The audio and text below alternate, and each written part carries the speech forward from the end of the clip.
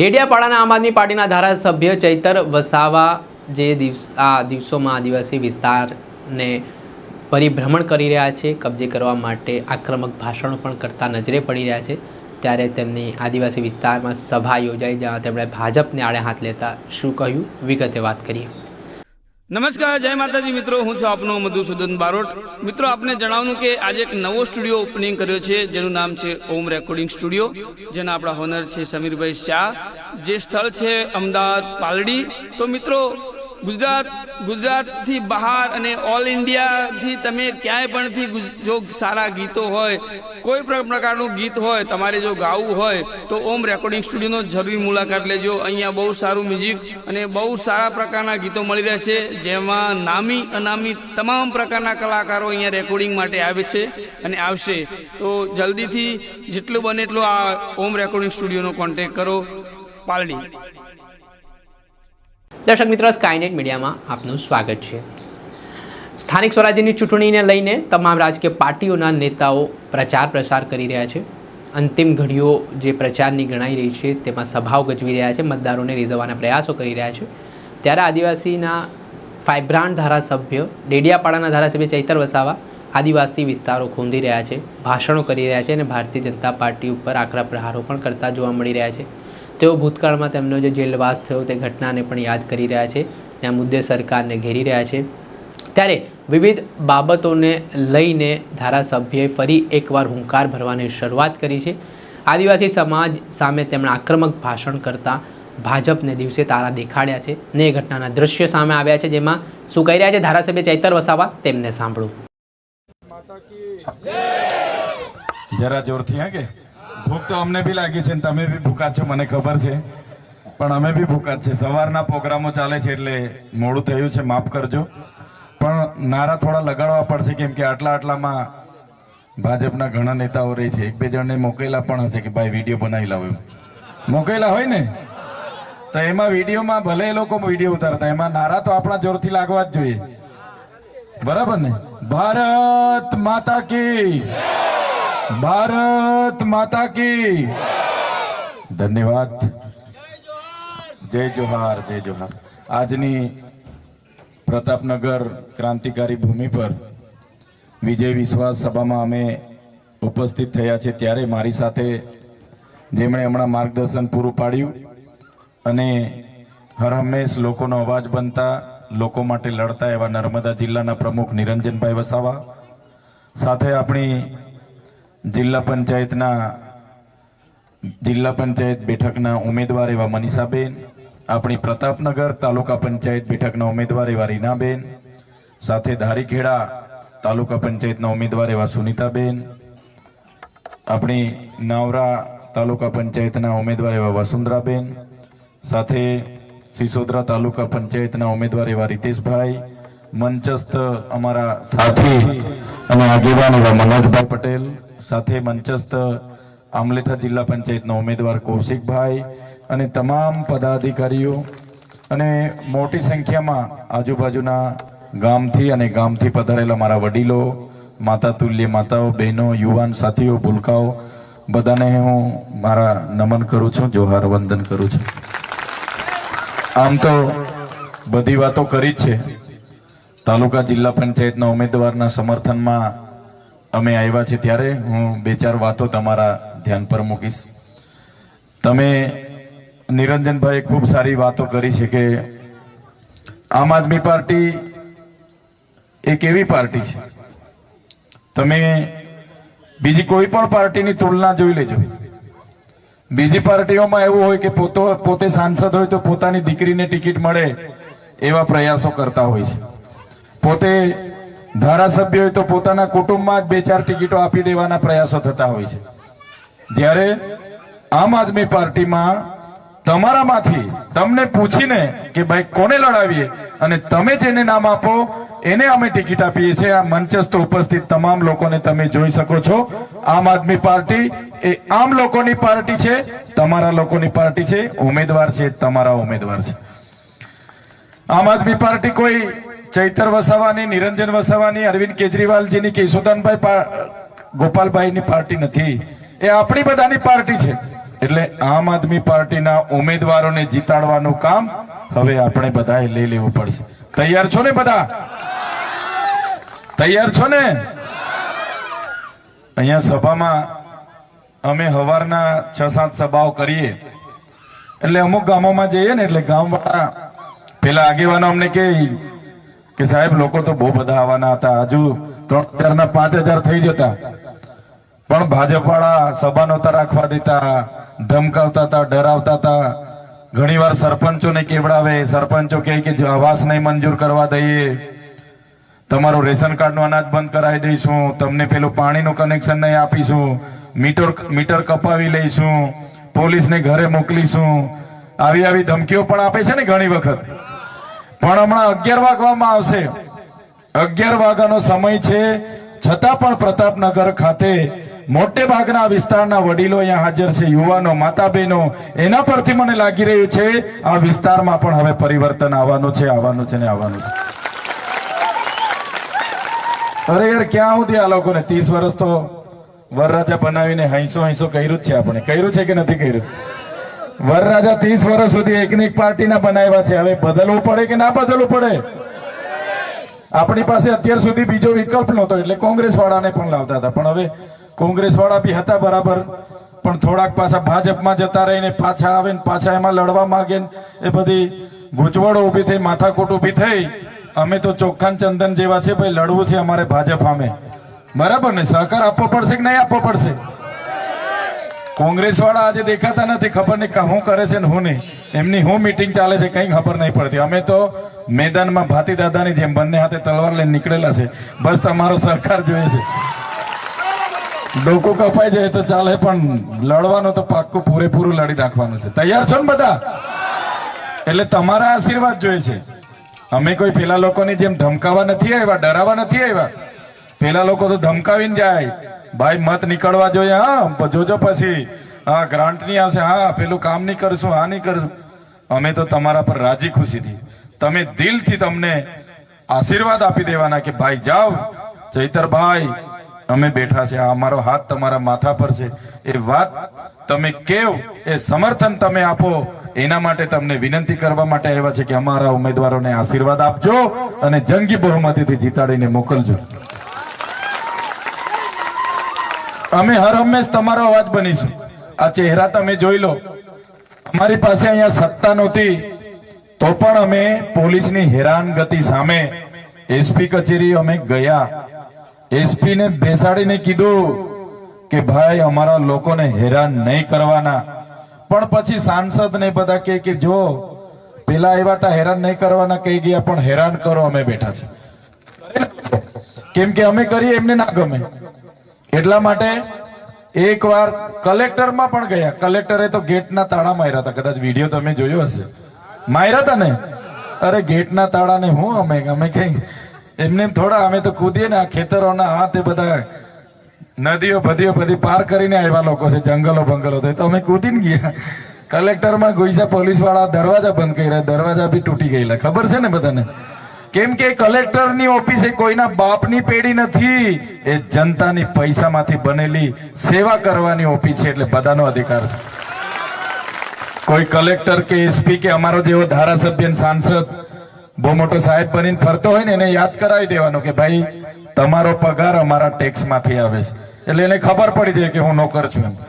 અમારા જેવાનો પગાર પણ તમે આપો છો, તમારા ટેક્સ માંથી આવે છે, એટલે કોઈ ચિંતા કરવાની નથી. જે પણ ચૂંટાઈને જાય એને અહેસાસ કરવાનો કે ભાઈ જનતાનો સેવક છે. જે પણ નોકરી કરે એને અહેસાસ કરવાનો કે ભાઈ તમે નોકરી કરો છો તો નોકરી કરો. સાચી વાત છે કે ખોટી વાત છે? તો એ જાગૃતતા લાવવાનું કામ અમારું છે. જે પ્રકારે નર્મદામાં મનરેગા યોજના ચાલતી હતી, તમને બધાને ખબર છે, ગામમાં રોજગારી મળતી હતી, કોઈને બહાર જવાનું નહોતું રહેતું, ગામમાં રોજગારી મળી જતી હતી. આ વિસ્તારમાં કેટલા અંશે ચાલતી હશે મને ખબર નથી, પણ અમારા ડુંગરમાં તો આખા ગામોને એ જ રોજગારી પૂરી પાડે, એનાથી જ છોકરાઓને ભણાવે, દવાખાનાનો ખર્ચો અને પોતાનું જીવન નિર્વાહ ચાલતો હતો. આ ભારતીય જનતા પાર્ટીના બચુભાઈ ખાબડ જે મંત્રી હતા ગ્રામ પંચાયત ગૃહ નિર્માણના, એમણે કરોડો રૂપિયાના કૌભાંડો કર્યા. કોંગ્રેસના હીરા જોટવા જે ઉપપ્રમુખ છે, ગુજરાતના, સાથે મળીને કરોડો રૂપિયાના કૌભાંડો કર્યા.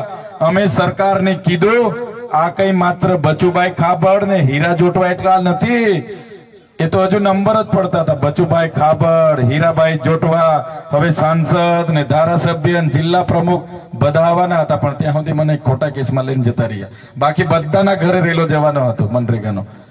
બધા હાથે મળીને કૌભાંડો કર્યા છે અને એના કારણે જ આ યોજના બંધ થઈ છે. એના કારણે જ આજે રોજગારી નથી મળી રહી, આખા ગુજરાતમાં બંધ થઈ. અને મને કેવા કેસમાં તમને બધાને ખબર, અરે ગ્લાસ પણ કેવો, એમણે કીધું કે ભાઈ વજનદાર ગ્લાસ, મજબૂત ગ્લાસ ચૈતર વસાવાએ માથામાં માર્યો. અલા ભાઈ, મજબૂત ગ્લાસ આ ચૈતર વસાવા માથામાં મારે ને, પેલા ભાઈ હિદ્દો ઉપરનો રસ્તો પકડી લે, ટાટા બાય બાય જામ છે. સાચી વાત છે કે ખોટી વાત છે? મજબૂત વજનદાર ગ્લાસ આ ચૈતર વસાવા કોઈને મારે તો માણસ Tata bye bye good bye કહી દે કે નહીં કહી દે? પણ આ મારા બેટા કેસ બી એવો કેવો બનાવ્યો, અઠવાડિયું મહિનો નહીં 80 દિવસ તા રાખ્યા જેલમાં. કીધું કે કેમ ખેડૂતોની લડત તમે લડો છો? કેમ કે તે વખતે ખેડૂતોને ભાવ નહોતા મળતા, એનો અમારો જંગ ચાલતો હતો કે ખેડૂતોને તમે ડબલ આવક કરવાની વાત કરી હતી, કેમ આવક નથી ડબલ થઈ? કેમ ખાતરના ભાવ વધે, કેમ ગેસના ભાવ વધે, કેમ બિયારણના ભાવ વધે, કેમ દવાના ભાવ વધે, અને અમારા ખેડૂતોના શેરડીના ભાવ કેમ ના વધે, દૂધના ભાવ કેમ ના વધે, કેળોના ભાવ કેમ ના વધે? એવું બધું અમે પૂછીને એટલે આ લોકોને ગમે નહીં. અમારા વિસ્તારમાં આખા આદિવાસી લોકો માટે લડીએ અમે કે ભાઈ નર્મદાનું પાણી પણ આપો ને યાર અમને, કાચમાં લઈ જાવ. તો અમારો અધિકાર છે કે નથી? આપણો બધાનો અધિકાર છે કે નથી? નથી આપતા લોકો, તો લડવું પડે. 505 શાળામાં આપણા જિલ્લામાં 505 શિક્ષકોની ઘટ છે. 300 થી પણ વધારે ઓરડાઓની ઘટ છે કે જ્યાં બાળકોને બેસવાના ઓરડા નથી. એક ક્લાસરૂમમાં 4 ધોરણને ભણાવતા છે, કેટલાક તો ઝાડ નીચે ઓટલે ભણે છે અમારા વિસ્તારમાં. આંગણવાડી 309 જગ્યા, 309 કેન્દ્ર એવા છે કે ત્યાં આંગણવાડી નથી. તો બોલવું પડે કે ના બોલવું પડે? કેવું પડે કે ના કેવું પડે? જે નાના ભૂલકાઓના પૌષ્ટિક આહાર માટેના ગરમ નાસ્તાના પૈસા આવે, આ લોકો એમાં પણ ભ્રષ્ટાચાર કરે. બોલો, કોઈ ગરીબ નાના બાળકનું ખાવાના પૈસામાં બી આ લોકો કમિશનો ખાય. આયુષ્માન કાર્ડ જે ગરીબ કોઈને અકસ્માત થાય એના માટેની જોગવાઈ કરી, ચાલો કઈ વાંધો નહીં, બહુ સારી, 5 ના 10 લાખ કર્યા, અભિનંદન તમને. પણ મારા ભાઈ અહીંયા આયુષ્માનમાં ઓપરેશન જ નથી કરતા. પેલા લોકો પેલો ટાટિયો તૂટી જાય ને તો પેલો કાર્ડ લાવો, માં કાર્ડ લાવો, પિતાજી કાર્ડ લાવો, પાન કાર્ડ લાવો, રેશન કાર્ડ લાવો, જાતિ દાખલો લાવો, આવક લાવો, ફલાણું લાવો, ઢીકણું લાવો. એમાં તો પેલો માણસ ટાટી લઈને બી એ બી જતો રહી, કંટાળી જાય. તો એ નીતિઓની પરિસ્થિતિ બદલવાની છે ભાઈ. તમારે લાભ જ આપવાનો છે તો એક માગી લો ને, ચૂંટણી કાર્ડ માગી લો, આધાર કાર્ડ માગી લો ને આપી દો, તો હું વાંધો છે? બરાબર છે કે ખોટી વાત છે? આ તો આપણે એક લાભ લેવો હોય એટલે ઘરેથી કબાટ ખોલીને, પેટું ખોલીને આખો ઠેલો ભરીને જવો પડે છે. એમાં બી પાછા પેલા કે ભાઈ લાભાર્થી છે, આ કાકા લાભાર્થી છે, કોઈ બી એને કાકાને કે ભાઈ કાકા હયાત છો એનો દાખલો લખી લાવો, કે તમે જીવતા છો એનો બી લખી લાવો. કે નથી કેતા? પેલો માણસ ચાલતો જ છે તો બી કે હયાતીનો લખી લાવ, તો જ મેં માનું કે તું તે જ છે. એવા આકરા નીતિ નિયમો છે. એટલે પરિવર્તન લાવવું પડશે ને પડશે. સમજો ને બધા? પરિવર્તન લાવીએ ને, નહીં તો ચાલવા દેવું હોય તો ચાલવા દો. હજુ કાર્ડ બધા નવા નીકળે છે, ભેગા કરવાનું ચાલુ રાખો, લાઈન ઉપર ઉભા રહી. કાર્ડ ભેગા કરો, આખી અડધી જિંદગી કાર્ડમાં નીકળી જવાની છે. કેટલા કાર્ડ ભેગા કરીએ આપણે? ચાલુ જ છે, હજુ નવા કાર્ડ જ છે. હમણાં તો પાર્ટીના કાર્ડ બી માગે છે. અમારા પાર્ટીનો કાર્ડ લાવો, પેલા સભ્ય છો કે નથી, પછી જ લાભ મળે, એવું કે છે ને. એટલે બદલવાની ખૂબ જરૂર છે. અમે તો નીકળી પડ્યા છે. આ લોકો કહેતા હતા કે આમ આદમી પાર્ટી નહીં ચાલે. અહીંયા નાંદોદમાં કઈ ચાલતી હોય યાર એવું કે આ સાંસદ મને. મેં કીધું જોજો, હવે 2-3 વર્ષ જોઈ લીધું ને. આજે આમ આદમી પાર્ટી ચાલતી નથી, ગુજરાતમાં દોડે છે. 6500 ઉમેદવાર છે આપણા, 6500 ઉમેદવાર, એ પણ મજબૂત. એવા નહીં આલિયા માલિયા નહીં, મજબૂત. આ રીતેશભાઈ ને જોઈ લો, કૌશિકભાઈ ને જોઈ લો, કઈ ઘટે એવું છે? જોઈ લો. કઈ ઘટે તો બોલો. હા, એવા મજબૂત લોકો છે. પોલીસ વાળાએ 2-4 વખત બોલાવ્યા. હરસંઘવીએ કીધું બધા ઉમેદવારોને તડી પાડો, 2-4 વાર બોલાવ્યા, પૂછે ગાડી કેટલી, આ કેટલું, ફલાણું કેટલું, ઢીકણું કેટલું, કેમ આમ આદમીમાં ઉભા રહ્યા, કેમ ઉમેદવારી કરી, ફોર્મ ખેંચી લો, આ કરો તે કરો. અમારા ઉમેદવારોએ ગુજરાતમાં કીધું તમારાથી થાય તે કરી લો, ફોર્મ ખેંચાય નહીં. અમે તો લડવાના અને લડીએ છે. અમે એમની જેલોથી કાં ડરીએ છીએ? એવી જેલો તો અમારા મહાત્મા ગાંધીએ ખાધી છે, અમારા સરદારભાઈ પટેલ સાહેબે ખાધી છે, અમારા બિરસા મુંડાએ જેલમાં શહીદી વહોરી છે. અમે ક્યાં તમારી જેલોથી ડરવાના છે? ડરવાના છે આપણે? એમને કહી દેવાનું થોડી જેલો મોટી કરી લો તો હું છે, 5-5, 10 જણને નહીં બોલાવાના. બોલાવો હોય તો અમને 500 ને બોલાવો ને 1000 ને બોલાવો, અમે બધા જ આવવા તૈયાર છે. રોટલી તો આપે જ છે ને, કામ મરી જવાના છે. એટલે એવી કોઈ જેલો બેલોથી ડરવાનું નહીં. અમને બી જેલમાં નાખ્યા ને, વડોદરા જેલમાં રાખ્યા, આજે ડેડિયાપાડામાં નથી જવા દેતા મને. 9 મહિના થઈ ગયા. ડેડિયાપાડાની જનતાએ મને જયારે ધારાસભ્ય બનાવ્યો ત્યારે 1,03,443 મત આપ્યા હતા. 43,000 રૂપિયાની મારી લીડ હતી. એ જનતાએ એક પણ દારૂ નહીં, એક પણ રૂપિયો નહીં, એક પણ સાડી નહીં, એક પણ ચવાણું નહીં, છતાં મને ધારાસભ્ય ચૂંટ્યો. એમના માટે પણ જોરદાર તાળીઓ પાડો. અને સામાન્ય પરિવારમાંથી, એવું નહીં હું તો નોકરી કરતો હતો, વિસ્તરણ અધિકારી હતો, એમાંથી રાજીનામું આપીને ચૂંટણી લડ્યો ને કંઈ નહીં મળે, ચૂંટી લાવ્યા. લોકસભામાં મનસુખભાઈ અમે લડતો હતો ત્યારે મને ડેડિયાપાડામાં પ્રવેશ બંધી હતી, નર્મદા જિલ્લામાં, ભરૂચમાં. 1 લાખ ને મનસુખ દાદાને 58,000 મત મળ્યા હતા. 1,18,000 મત મને જનતાએ આપ્યા હતા. 60,000 ની ડેડિયાપાડામાં લીડ હતી.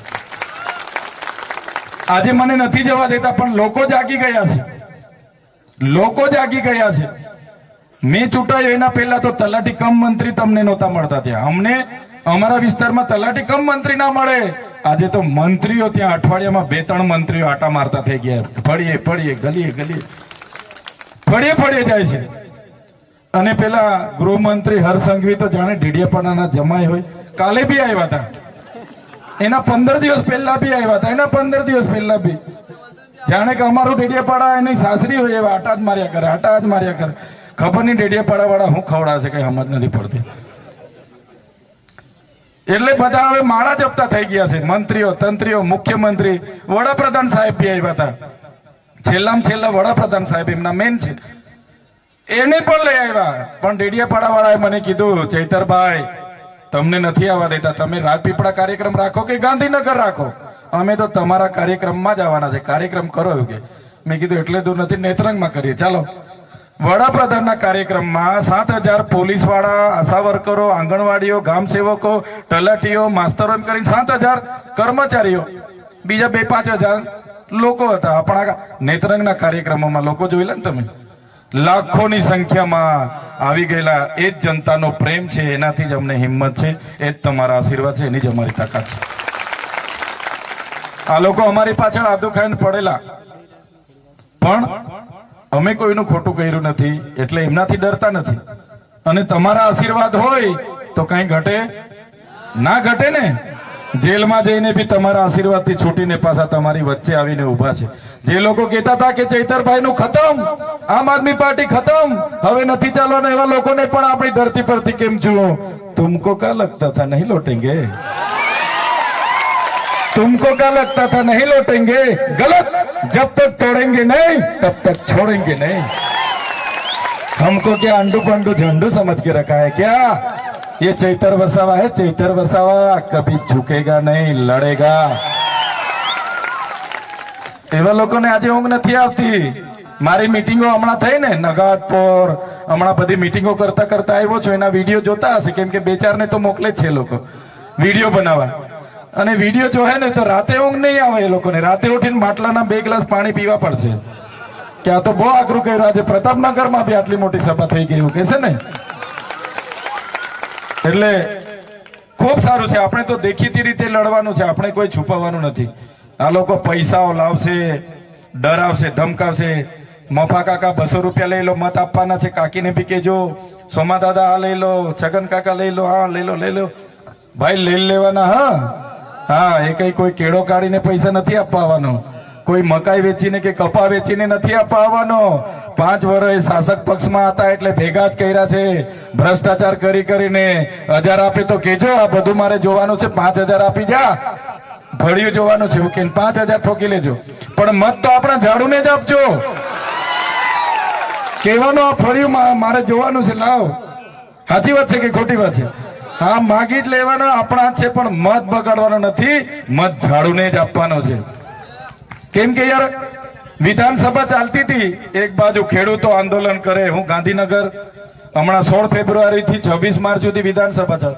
રોજના ખેડૂતો ટ્રેક્ટર લઈને આવે, વિદ્યાર્થીઓ આવે કે શિષ્યવૃત્તિ આપો, કેટલાક ભણેલા લોકો આવે કે શિક્ષકની ભરતી કરો, આંગણવાડીઓ આવે કે અમને કાયમી કરો, આશા વર્કરો આવે કે અમારો પગાર વધારો, આઉટસોર્સિંગ કર્મચારીઓ વાળા આવે કે અમને શોષણ થાય છે, અમને કાયમી કરો. હું તો 1 મહિનો ગાંધીનગર રહ્યો ને સત્રમાં, રોજના ઘમાસણ, રોજના આંદોલનો. વિચાર આવે, હારું ગુજરાતમાં બધા જ નારાજ. પાટીદાર સમુદાય આખો આવે, રાજપૂત સમાજ આવે, એસસી સમાજ વાળા, આદિવાસી, બધા નારાજ છે. પણ હારું ખબર નથી પડતી આ કઈ રીતના જીતીને પાછા છેલ્લે આવી જાય છે. એટલે ડેડિયાપાડામાં ભલે લાગ્યા હોય, અમારી પાછળ ભલે લાગ્યા હોય, એની કોઈ ચિંતા કરવાની જરૂર નથી. આપણા તાલુકા અને જિલ્લા પંચાયતના ઉમેદવારો તમે જોઈ લો. અને અમે તો 3 જ વર્ષ હજુ ધારાસભ્યમાં થયા છે. એ લોકોને ડેડિયાપાડા પૂનમ ભરતા અમે કરી દીધા છે. અગર 15-20 વર્ષ રાજનીતિમાં ટકી જઈશું ને, આ ભાજપ વાળાના બધાના છોતરા કાઢી નાખીશું અમે. કાઢી નાખીશું અમે, છોડીશું નહીં. કેમ કે એ લોકોએ લૂંટવાનું જ કામ કર્યું છે. એકવાર જિલ્લાનો પ્રમુખ બની જાય એટલે 5 પેઢીનું ભેગું કરી લે. મારો હાડો કરી લે કે ના કરી લે? 5 પેઢીનું ભેગું કરી લે. એટલે સત્તામાં આવે એટલે પૂછીએ, ભાઈ કેમ ચૂંટણી લડો છો? તો ના, સત્તામાં આવીને થોડું કરી લેવું છે અમારે. અમારો એવો હેતુ નથી. અમારા બધા લોકોને મેં છે ને 14મી માર્ચે બધાને એક લોકોને બોલાવ્યા હતા. ભાઈ કેમ ચૂંટણી લડવા માંગો છો? આ લોકોએ કીધું, સાહેબ અમે એટલા માટે ચૂંટણી લડવા માંગીએ છીએ કે સત્તામાં આવીને અમારે સેવા કરવાની છે. વિચાર કરો, સત્તામાં આવીને તમારી સેવા કરવા માટે ચૂંટણી લડે છે, એટલે તમારે જીતાડવું પડશે, જીતાડવું પડશે ને જીતાડવું પડશે. એટલા માટે હું તમને વિનંતી કરવા માટે આવ્યો છું. બહુ જ ચર્ચા કરાય એવી છે, બહુ જ પ્રશ્ન છે, બહુ જ સમસ્યા છે. આપણે આંદોલન કરીએ, ધરણા કરીએ, નિવેદન કરીએ, આવેદન આપીએ, બધું 5 વર્ષ કર્યું, પણ હવે તક આવી છે. દર વખતે હું થાય 5 વર્ષ બધું કરી લઈએ, ચૂંટણી આવે એટલે પેલા 200 રૂપિયા આપી જાય, એમાં મત દબાવી આવીએ. થાય છે ને આવું? પણ આ વખતે એવું નથી કરવાનું. તમારો મત અમૂલ્ય છે. તમારો મત 5 વર્ષ કોણ કામ કરશે એને આપવાનો છે. એટલા માટે આ તક તમને મળી છે. બંધારણ દેશનું બન્યું, લોકશાહીમાં તમને મતનો અધિકાર મળ્યો છે. મારા ખેડૂત વડીલો બેઠા છે, મારી માતાઓ, મારા યુવાનો, બધાને મારી વિનંતી છે. અહીંયા તમામ સમુદાયના, પાટીદાર સમુદાય હોય, રાજપૂત સમુદાય હોય, આદિવાસી સમુદાય, તમામ વર્ગના લોકો બેઠા છે. મારી માતાઓ, બહેનો, બધાને વિનંતી કરવા આવ્યો છું કે એકવાર અમારા ઉમેદવારો પર તમે વિશ્વાસ મૂકો. ચોક્કસ અમે ખાતરી આપીએ છીએ કે તમારા માટે હર હંમેશ અમે આગળ રહીશું, બોલીશું, કામ કરાવીશું, બધું જ કરાવીશું, તમારી સેવા કરીશું. એ જ વિનંતી કરવા માટે હું આવ્યો છું. મને કહેતા આનંદ થાય છે, અમારા જેવા સામાન્ય પરિવારમાંથી નેતા બનેલા લોકો માટે તમે લોકો 2-2 કલાક રાહ જોઈને બેઠા છે. ઘણા તો વડીલો છે જેમના આશીર્વાદ મળીએથી પણ અમારી હિંમત વધી જાય એવી છે. એવા વડીલો પણ 2-2 કલાકથી અમારી રાહ જોતા હતા. મારી માતાઓ, યુવાનો, બધાનો ખરેખર હું ખૂબ આભાર માનું છું. બસ આવો સહકાર તમારો મળે, અમારા ઉમેદવારોને તમારા આશીર્વાદ મળે, એ જ વિનંતી કરું છું. ધન્યવાદ. ભારત માતા કી જય.